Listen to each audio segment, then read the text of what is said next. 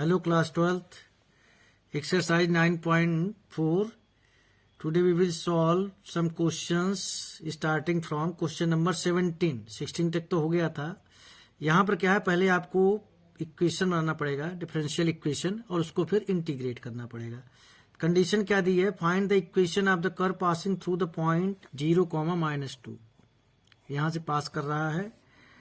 Given that at any point x y on the curve the product of the slope of tangent होता है dy by dx, और ये आपको बताया गया था चैप्टर 6 में. स्लोप ऑफ टेजेंट होता है dy by dx और स्लोप ऑफ नॉर्मल होता है -1 dy by dx. तो slope of tangent and y coordinate is equal to the x coordinate. तब आपको जो मैं सिखा चुका हूं कि dy के साथ y के टर्म्स रहते हैं और dx के साथ x के टर्म.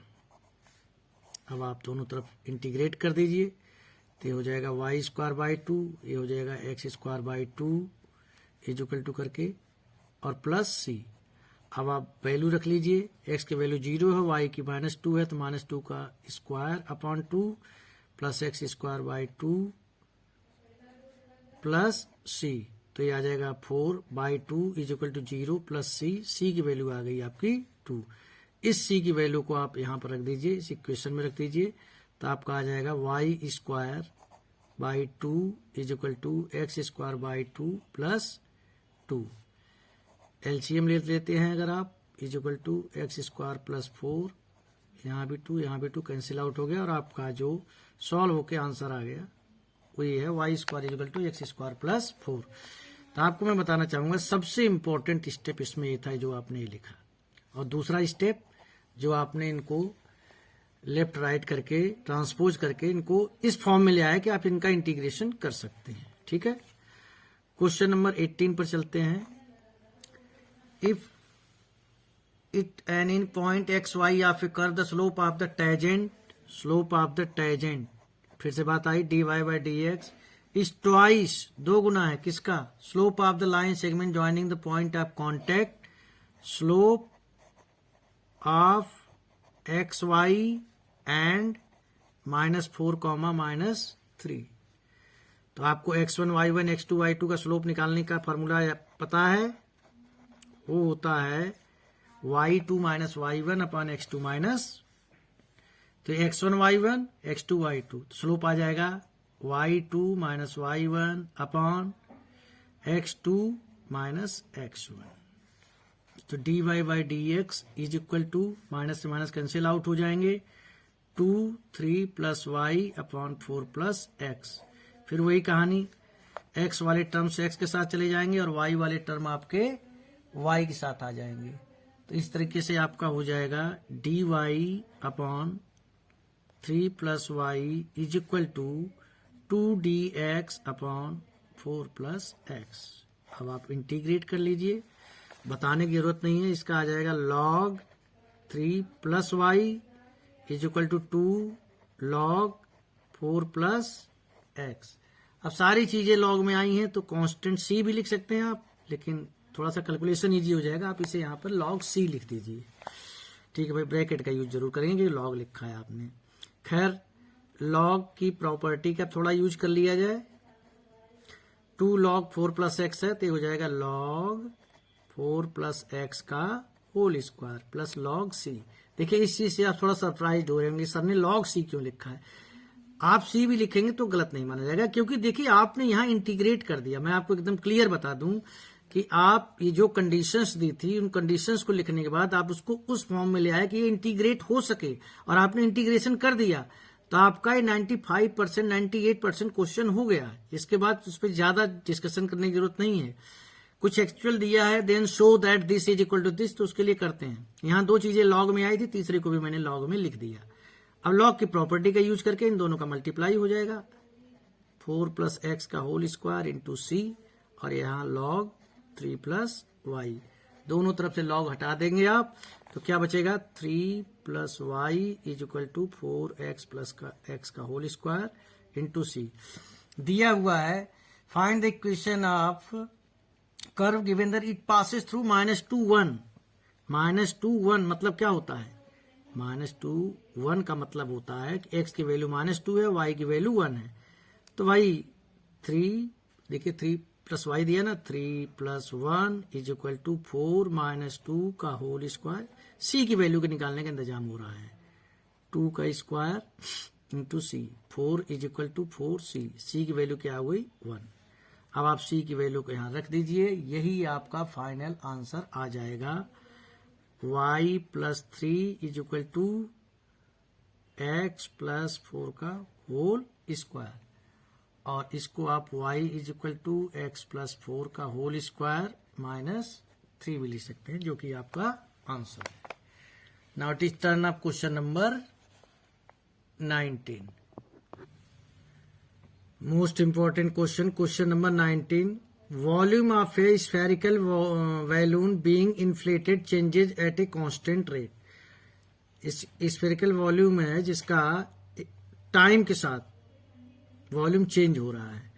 इफ इनिशियली मीन्स जब टाइम 0 था, its radius is 3 units, and after 3 second, यानी टाइम जब 3 सेकेंड्स होगा तो radius is 6 units. Find the radius balloon after t seconds.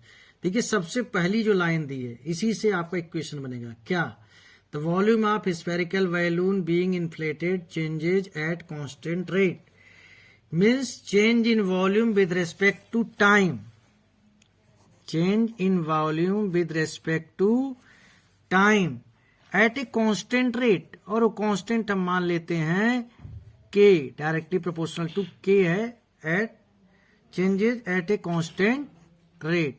dv/dt जो आपका आ जाएगा = k, लिख सकते हैं इसे आप डायरेक्ट। dv/dt प्रोपोर्शनल नहीं दिया, सॉरी, इसमें दिया है कि changes at constant rate, proportional होता तब प्रोपोर्शनल साइन लगाते, = k मान लिया। लेकिन अब आपको यहाँ पर v जो स्फीयर का है वो फार्मूला लिखना पड़ेगा। वजह, क्योंकि यहां पर इसने दो चीजें दे रखी है, t जब 0 है तो r है 3, t जब आपका क्या है आफ्टर 3 सेकेंड्स, 3 सेकेंड के बाद इसका रेडियस हो जाता है 6, यानी आपको r को क्रिएट करना है। तो r दबा हुआ है इस वॉल्यूम में, तो d/dt वॉल्यूम का फार्मूला क्या होता है 4/3 πr³ = k। तो भाई 4/3 पाई तो होता है कांस्टेंट, देखो बचेगा कौन r³। r³ को विद रेस्पेक्ट टू r आप अगर डिफरेंशिएट करते तो आ जाता 3r², बहुत अच्छी बात है। अब r³ को आप डिफरेंशिएट करो विद रेस्पेक्ट टू t तो क्या आएगा, ध्यान से देखिए 3r² dr/dt। मैं फिर से रिपीट कर रहा हूं, r³ को आप डिफरेंशिएट करेंगे विद रेस्पेक्ट टू r तो आएगा dr/dt, sorry 3r² with respect to r करोगे और विद रेस्पेक्ट टू टाइम करोगे तो 3r² dr/dt। इस बात का ध्यान रखेंगे आप लोग। 3 से 3 कैंसिल आउट हो गया, बचा क्या 4 πr² dr = k dt। ये क्या कर दिया मैंने, कुछ नया नहीं किया है, बस r² और dr को, मतलब dr के साथ r के टर्म्स और dt के साथ बाकी चीजें चली गई। अब होगा इसका इंटीग्रेशन, ये तो कांस्टेंट है, यहां भी बाहर निकालो, इंटीग्रेशन करोगे तो क्या मिलेगा r³/3, यहां क्या मिलेगा kt + c। अब आप कंडीशन लगाना शुरू करो, क्या कंडीशन लगाओगे आप, t 0 रखो और r3 रखो, तो लो भाई 4 πr³ 3 का क्यूब 27, t 0 है तो 0 हो गया, और c की वैल्यू क्या आ जाएगी आपकी 36 पाई। c आपने निकाल लिया, लेकिन अभी काम खत्म नहीं हुआ, यहाँ वैल्यू रखिए इसकी, c की वैल्यू आप यहाँ रखिए, जो इक्वेशन आया था 4 πr³/3 = kt + c, c की वैल्यू 36 पाई आ गई है। दूसरी चीज लिखिए t = 3 और r की वैल्यू 6, यही तो दिया हुआ है ना, ठीक है। क्यों रख रहे हैं, हमें भाई k की वैल्यू चाहिए ना, तो रखते हैं। चलिए 4 πr क्या है आपका 6 का क्यूब बाई 3, t क्या है 3k + 36 पाई, इसे हम 216/3 is equal to 3k plus 36 pi, 4 pi plus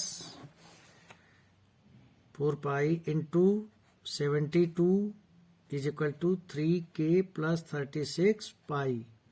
अभी हो जाएगा आपका 288 pi minus 36 pi is equal to 3k। तो यहाँ क्या बचेगा 252 पाई इज इक्वल टू 3k। तो k क्या आ जाएगा 84 पाई। अब आपके पास k भी आ गया है, c भी आ गया है। अब आपका जो इक्वेशन हो जाएगा वो हो जाएगा कुछ इस तरीके से, ध्यान से देखिए। 4 पाई इसमें वैल्यू रखेंगे, देखिए 4 पाई आर क्यूब बाई 3 के टी प्लस 36 पाई है, यहीं पे वैल्यू रखेंगे।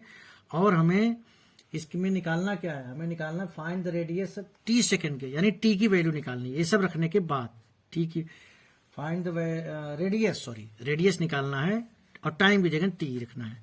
तो इस इक्वेशन में ये जो इक्वेशन आपके निकल के आई है, इसमें 4 पाई आर क्यूब बाई 3, ये वाली इक्वेशन जो मैंने आपको दिखाई थी अभी, 4 pi R cube by 3 is equal to K की वैल्यू क्या आई है 84 पाई टी प्लस 36 पाई। के की वैल्यू आपने रख दी, सी की वैल्यू आपने रख दी। अब ये इतना इक्वेशन बन के आ गया। अब आपको करना क्या है, आपको कुछ नहीं करना, आर की वैल्यू निकालनी है।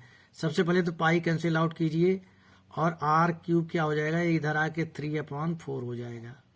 84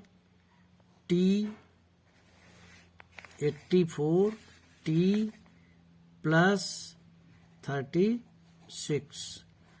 तो R cube is equal to हो जाएगा 3, 4 से मल्टीप्लाई कर डिवाइड करते हैं 21 टी प्लस इससे कर देंगे तो 9।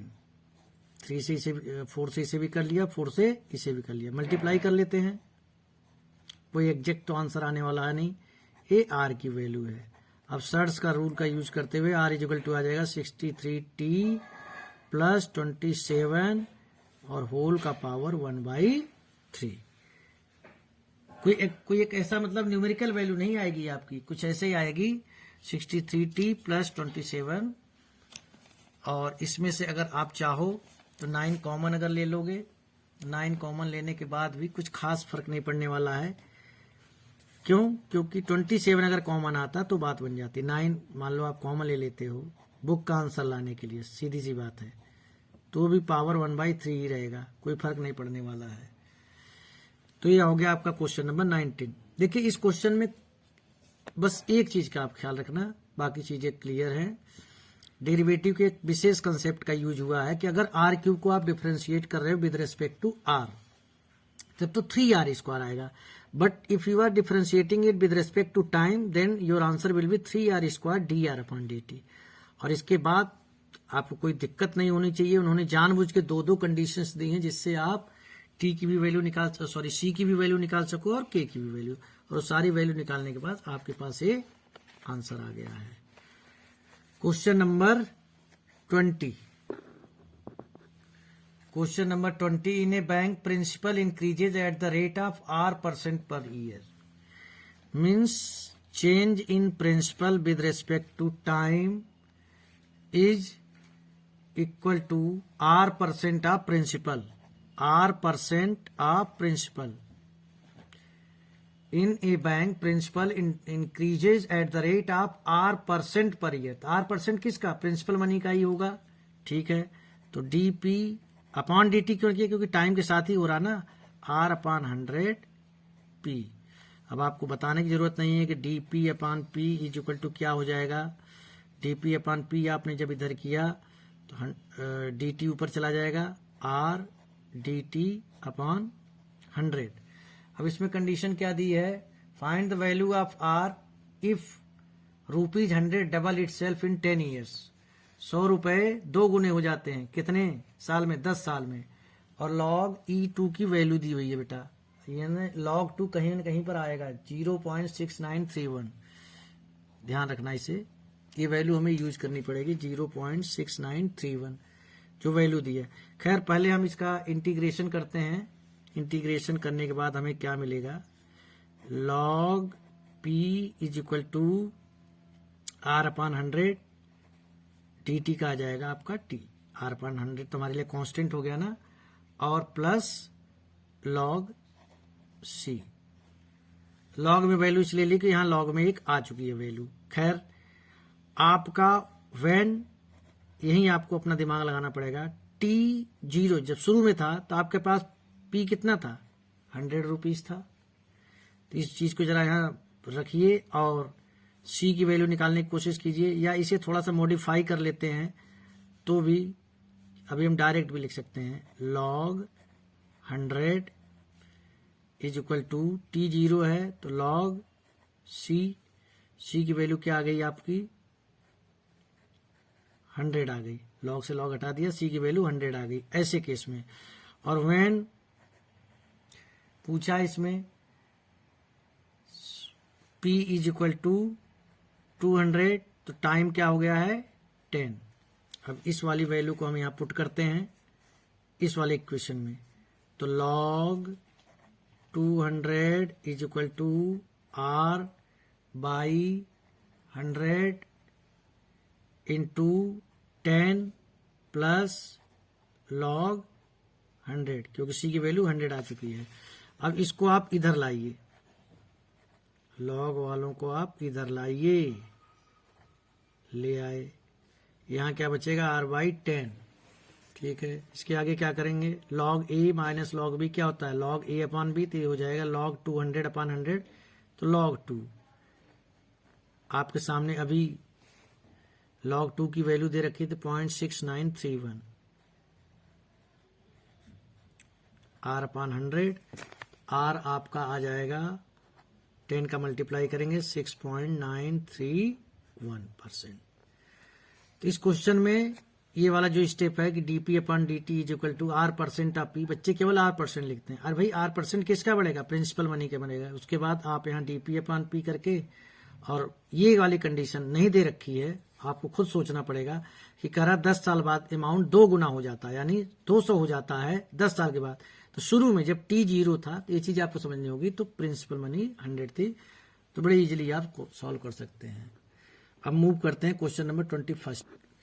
देखिए ये क्वेश्चन भी उसी की तरह है। In a bank the principal increases at the rate of 5% per year. बिल्कुल वही सवाल है, dp upon dt is equal to 5, वहाँ 5% ऑफ p, तो dp upon dt is equal to 5 upon 100 p, तो dp अपॉन p इज इक्वल टू आ जाएगा आपका, इसको आप p अपॉन 20 भी लिख सकते हैं, तो आपका ये आ जाएगा dt अपॉन 20। अगर आपको इक्वेशन के फॉर्म में लिखेंगे तो dp के साथ तो p आ गया और dt इधर गया, और आपका अगर आप इसको इंटीग्रेट करेंगे, अब इंटीग्रेट तो करना पड़ेगा, तो log p is equal to t by 20 and plus log लिखिए या log c लिखिए, log ही लिखा था पिछली बार भी, तो log c। अब इसमें कंडीशन क्या दी है कि 1,000 रुपीज को जमा किया जाता है कितने साल के बाद, in how much will it take up, मतलब 10 साल के बाद इसका अमाउंट कितना हो जाएगा। टी की वैल्यू दे रखी है, तो आपको मालूम होना चाहिए कि ये 1,000 रुपीज है, जब t p is equal to कितना है 1,000, टी उस समय कितना है 0, तो log 1,000 is equal to log c की वैल्यू फिर से वही 1,000 आ गई आपकी। अब कह रहा कितने समय के बाद, 10 साल के बाद ये अमाउंट कितना हो जाएगा। अब देखिए p आपको निकालना है, t आपको दे रखा है 10, तो log p, t क्या दे रखा है 10 प्लस log 1,000, क्योंकि c की वैल्यू आ चुकी है 1,000। वही कंडीशन है, log 1,000 इधर आएगा, अपॉन में आ जाएगा 1/2 0.5 आएगा, क्योंकि बुक में दिया हुआ है e power 0.5 is equal to 1.648। अब यहाँ पर एक कंसेप्ट जो आता है कि log, मैं आपको बार बार बताता हूँ कि log x is equal to k दिया है, x इज इक्वल टू हो जाता है ई पावर के। अब बच्चे बार बार पूछते हैं कि होता कैसे है, तो मैं आपको बताऊं log x is equal to k log e। आप लिख सकते हो log e की वैल्यू जो होती है 1 होती है। तो जब इस x की वैल्यू को आप निकाल, अब इस k को अगर आप यहाँ k log e है तो इसको आप log e पावर k भी तो लिख सकते हो। log x is equal to e power k कैसे आता है ये मैं आपको बताने की कोशिश कर रहा हूँ। log x is equal to k दिया है, तो log x is equal to जो k दिया है उसको log e भी लिख सकते हैं, k इंटू log e की वैल्यू 1 होती है। अब जो लॉगरिथम का रूल है ये वाली चीज पावर में चली जाएगी। अब आप जरा कंपेरिजन कीजिए तो x इज इक्वल टू क्या आएगा ई पावर k। उसी चीज को हम यहाँ पर कर रहे हैं, p upon 1000 is equal to हो जाएगा ई पावर 0.5। तो p इज इक्वल टू हो जाएगा 1000 इंटू ई पावर 0.5 जो कि है आपका दिया हुआ बुक में 1.648। और जैसे 1 इसका करेंगे मल्टीप्लाई, ये आपका आंसर आ जाएगा इतने रुपीस। 21st क्वेश्चन काफी कुछ 21 की तरह था। 22 में देखिए कुछ खास नहीं, लेकिन इस 22 में एक बुक का आंसर लाने के लिए आपको विशेष रूप से काम करना होगा, वो मैं आपको बताता हूँ। क्वेश्चन नंबर 22 में क्वेश्चन है आपका, in a culture the bacteria count is 1 lakh, the number is increase by 10% in 2 hours. 2 घंटे में 10% बढ़ता है। शुरू में 1 लाख था, कितने घंटे में 2 लाख हो जाएगा। सबसे इंपॉर्टेंट लाइन अब आ रही जहां से आप स्टार्ट करेंगे। If the rate of growth of bacteria is proportional to the number present. Rate of growth of bacteria आपने मान लिया x, तो इसका rate of growth with respect to time dx upon dt, ये किसके प्रोपोर्शनल है? Proportional है, is equal to नहीं है टू नंबर प्रेजेंट। तो नंबर x मान लिया हमने शुरू में, तो dx upon dt proportional to x। Proportional का साइन हटाएंगे तो कांस्टेंट आएगा, दैट इज k। तो dx अपॉन x एक तरफ ले आए, k dt मैं बार बार कर रहा हूं, आप समझ रहे हैं, प्लस c लेकर आ गए आप। log x is equal to k t plus c।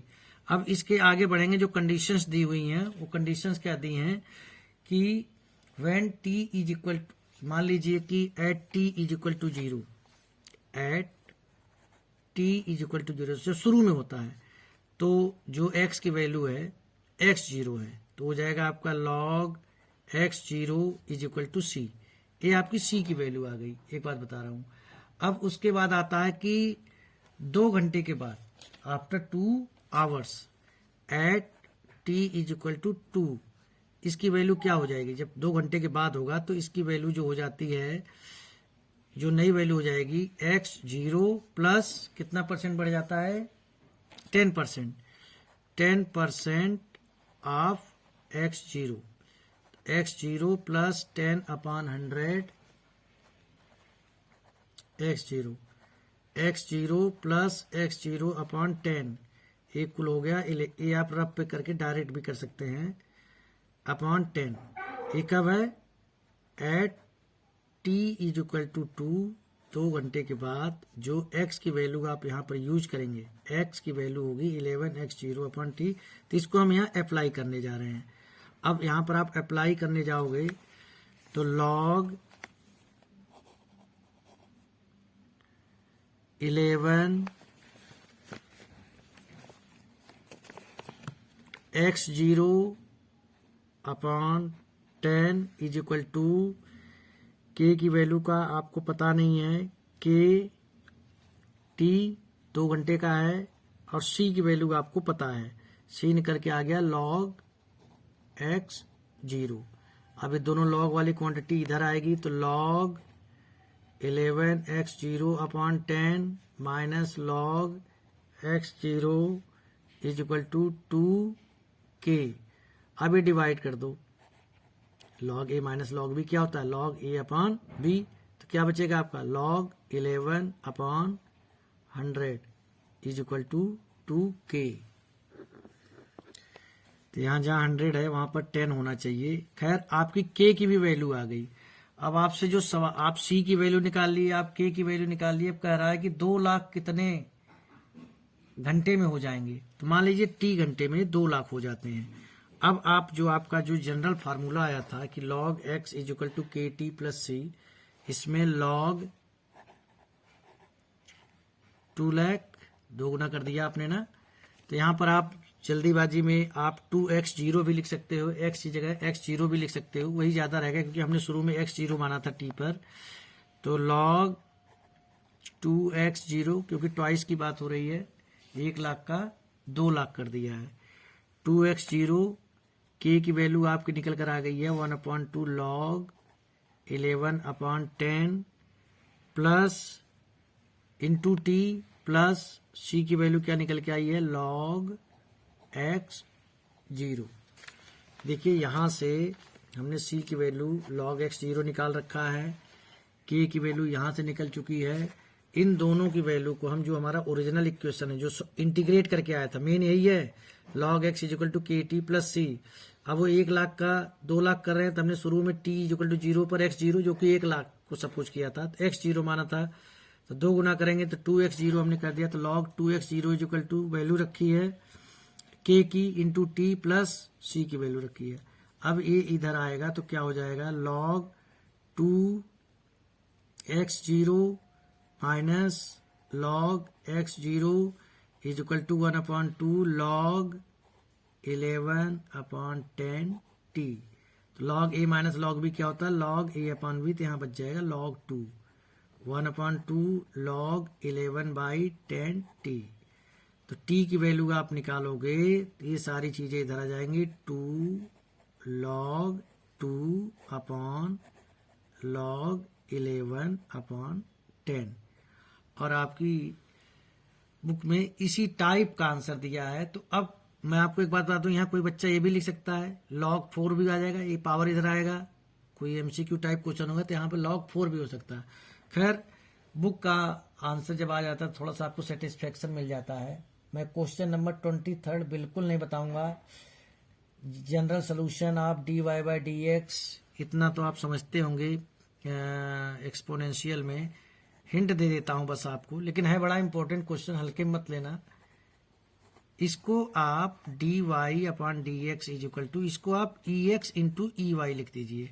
तो dy के साथ ey आ जाएगा और ex के साथ dx आ जाएगा। अब मुझे बताने की जरूरत नहीं कि आप इंटीग्रेट कर लेंगे और आपको आपका आंसर मिल गया होगा। तो आई होप आपको ये एक्सरसाइज समझ में आई होगी।